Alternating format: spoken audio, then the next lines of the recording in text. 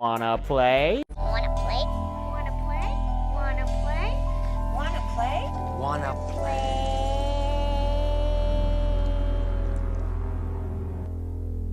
Hey everybody, welcome back to Wanna Play. My name is James McKenna, and today, in continuation of our Universal Monsters franchise rankings, we are looking at the Creature from the Black Lagoon franchise. This franchise is kind of an outlier in the Universal Monsters series because the first film was actually released after the last film prior to its release. So it was released in the 1950s, whereas all of the other previous films were released in the 30s and 40s. And then after the 40s ended, The Creature from the Black Lagoon came about, and all of its sequels happened in the 50s as well. So it's the latest entry, and it came out after all of the other ones, the Invisible Mans, the Mummies, the Draculas, the Frankensteins, the Wolfmans. And it only has 3 entries, which means it also has the least amount of films, because the other ones have, 6 films, 8 films, 5 films. This one only has 3. But today, I'm here to rank all 3 of the Creature from the Black Lagoon movies. So, without any further ado, let's get straight into it.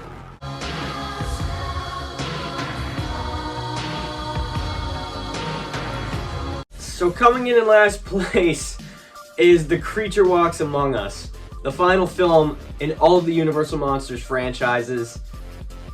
Oh boy, this was a film. Yeah. So, first off, we get a completely new set of characters from the previous film, which means I don't really care about them at all. And these characters are pretty dumb. I mean, there's moments where, like, the creature lures them in to this, like, back swamp, and they know that they're being lured in because, they're, like, scientists and they study all these animals, and there's literally a scene where they're like, oh, he's luring us in. But they keep going. He's setting a trap for them, and they know they're being trapped, but they keep, what? What's that about? And also, there's a lot of missed opportunities at the beginning of this film. I mean, the reintroduction of the creature I'm not the biggest fan of because they have a radar on the boat that can, like, detect any movement in the water. But for some reason, they have the creature show up on screen, and then he appears on the radar. It just feels like a missed opportunity to have the creature appear first, and then it slowly starts to build, creature appear first on the radar, I should say, and it slowly starts to build, like, wait a minute, there's someone on this radar that shouldn't really be here, and then we kind of see the creature come out, we see his hand first, but no, the creature comes out first. So, I would have done that differently, but when the creature actually does show up at first, he is, like, a total badass in this film. Like, he takes 2 arrows straight to the chest, gets set completely on fire, does, like, a full-body fire stunt, and then about 5 seconds later jumps off the boat and still just tips it over with everybody in it. So it is a pretty badass, scene where the creature gets set on fire, but oh god. Then they capture him, and so the premise of the movie is that they try and make the creature like a land animal and like speed up evolution. So they capture him, and it takes them 40 minutes to do this, by the way. So for the first 40 minutes of the movie, we're just sitting here watching these characters that we don't care about, and we don't even know, like, the names of, barely. So 40 minutes in, they tie him up, they wrap him up like he's the mummy, and they do all of his experiments, and then they take off the wrapping, and they reveal the creature redesign, which is, I'm sorry, but the goofiest looking thing I've ever seen, ever. He looks so bad. Like, I don't know what they were thinking. Like, he looks awful. Like, they turned the creature into a land animal and redesigned his whole face, his whole body, and he looks absolutely ridiculous. Like, he gets up, and there's a scene, oh my god, the scene where he gets up, and he walks out of his hospital room, down the hallway, and you get like a big shot following his whole body down the hallway. It looks absolutely ridiculous, and they did him so dirty. Like, I mean, I just feel bad because he looks so bad. It's almost to the point where it's like unforgivable. Like there are scenes that should be done like beautifully. Like when the creature first walks out on land and he looks around and he kind of realizes like, oh my god, like I'm actually breathing. This is crazy. Obviously he doesn't talk, but you can tell like that's what he's thinking. It should be like a beautifully done scene, but it doesn't, because he looks like what would happen if John Coffey from the Green Mile got caught in a house fire. He looks so ridiculous. There's also like a weird subplot going on of like the main character is like abusive toward his wife, and it's like barely given any screen time, so like randomly it'll just cut back to the dude just like shoving his wife around for some reason.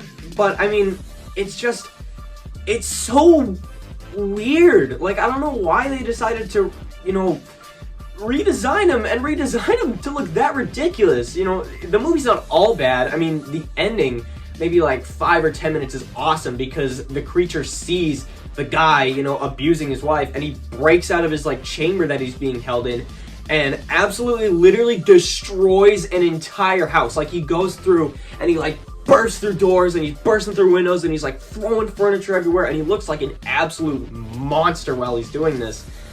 But I just don't know if it was worth the first hour and 15 minutes in order to get to this final like 5 or 10 minutes. It's so weird. The best part of the movie is, though, I mean, there is a great part in this movie. There's a bit where, you know, the creature breaks out and he has the abusive husband, and he's on the balcony of the house, and he literally presses him over his head and just slams the living shit out of him, just boom, right to the ground. It's like absolutely insane. It's great. It's the best part of the movie by far. But that one like 5-second stretch is not enough to bring the rest of this ridiculous movie back. So for me, it's gonna come in last place.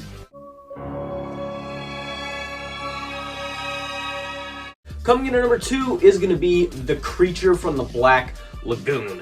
This was released right in the middle of the 1950s craze of just schlocky craziness. You know, we had giant ants, giant spiders, giant aliens, giant brains, giant aliens with brains, giant women. What is this? So why not have a giant prehistoric fish? Now, I've said before in the past that I do find this movie a little bit overrated, but to be honest, with my most recent viewing of this film and with the new knowledge that I have about all these Universal Monsters films and all the other horror films that I've seen since I first watched this movie, because I first watched this movie years ago and I haven't seen it since my most recent viewing of the movie, so I could do this video, and it's really good because it's unique. Whereas, you know, Dracula and Frankenstein were designed specifically to be creepy, the design of the creature by Millicent Patrick is so creative because it just so happens to be creepy. It's designed to be what it would look like if a prehistoric giant dinosaur fish came out and started walking on land in the modern age. And it just so happens to look creepy. And speaking of the creature design, it's just so great. The mobility of it looks flawless. Like, it looks like a creature when he's swimming underwater, and it just is so mobile. And especially for the time and how, you know, difficult that must have been for the actor who, by the way, Rico Browning, the actor who portrayed the creature underwater, had to hold his breath for 4 minutes at a time to do some of the underwater stunts and shots. That's just insane. Just the passion put into this movie and just everything coming together, the cast and crew, just makes for such a great creature design. Now, the rest of the movie is a little bit boring. I mean, you know, the main characters, which the movie mainly focuses on, I mean, there's nothing really to care about them. Just like in the last movie, they're not really memorable in any way, shape, or form. I mean, there is the woman in there who does have that awesome scene swimming with the creature, one of the most iconic scenes in the Universal Monsters. But that's really my only complaint, is that, you know, we had a little bit too much of the characters and not enough of the creature. But believe me, my number one spot fixes that. So for me, coming in at number 2 is going to be The Creature from the Black Lagoon. So far on this list, we've had a bad movie, a good movie, so how about we end it off with a great movie? Because number 1 is Clint Eastwood's first movie, Revenge of the Creature. This movie shocked me. Like, it left me in shock after I was done watching it because of how unexpectedly great this movie was. It's done so creatively to where it opens with a really kind of creative scene. It acknowledges the first one, and it uses the knowledge used in the first one to capture the creature within the first, like 15 minutes. So it doesn't take them 45 minutes because they don't acknowledge the previous one. They acknowledge the previous one and use that knowledge to capture him. And it also does a good job of continuing the story, and also does a good job of turning the humans kind of into the villains and making the creature an anti-hero. It's a great way to extend this story. They realize there's this creature out there, this prehistoric fish, so they decide to go out and capture it and lock it in this zoo, this underwater aquarium, so people can like look at it like he's an attraction. And he just, you can tell this movie, like the movie does a great job in actually showing the creature's emotions. Like he's sitting there underwater and you can tell he's sad, like, he doesn't know what's going on and he's confused, and it just does a great job with stuff like that. And the creature just sits there underwater for a while, and it's like a slow burn. You want to see this creature break out, and the more the movie goes on, the more insufferable the main human characters get, to where you're just about to just get completely pissed off when the creature breaks the chain out of nowhere, just breaks it. And it's one of the best done scenes in all of the Universal Monsters movies. He breaks the chain and he springs up.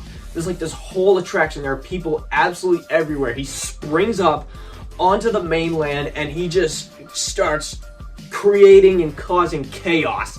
He's like swiping at people. It's amazing. One guy just gets thrown right into the tank that he was in, and it's just so awesome. The movie makes you wait for the actual revenge of the creature, and my God, does it feel earned when he finally breaks that chain and starts going after everybody. And once the creature breaks out, he doesn't instantly kill the main insufferable human couple. They kind of escape to their own little house, but the creature follows them. This is a bit where he like breaks into the restaurant they're at, he breaks into the house where they're at, and he kills their dog and stuff. And it's got one of the best callback scenes of all time. You can't forget about that. One of the best callbacks to an original film that I've ever seen a sequel do is, they escape, the main couple, and they're kind of swimming in the water, and then that's when the creature emerges and starts swimming with them, just like he did in the first movie. The movie is just so great. Once you think it's at its peak, it just does something even more breathtaking that just makes you like and appreciate this movie even more, and it's so good. It's so good. It was completely unexpected for just how amazing it was, and for me it comes in at number 1. So thank you for watching my ranking of The Creature from the Black Lagoon movies. Next I'm probably going to do The Invisible Man and then The Mummy afterwards, because I've gotten a lot of requests for The Invisible Man, more than I've gotten for The Mummy, so it seems like you guys want to see The Invisible Man first, so I will do those films next, and then of course all of this will lead up to my overall ranking of every single film released in the Universal Monsters franchise. So thank you for watching this video. Again, thank you for getting me to 1,000 subscribers. This is my first video recorded after getting those 1,000 subscribers, so I thank you for that. I thank everybody who subscribed, and if you're not subscribed, you can do so right down below, and if you're interested, you can follow me on Instagram at James from Wanna Play. But you don't have to do any of that, but thank you for watching this video anyways. Goodbye, and good night, bang.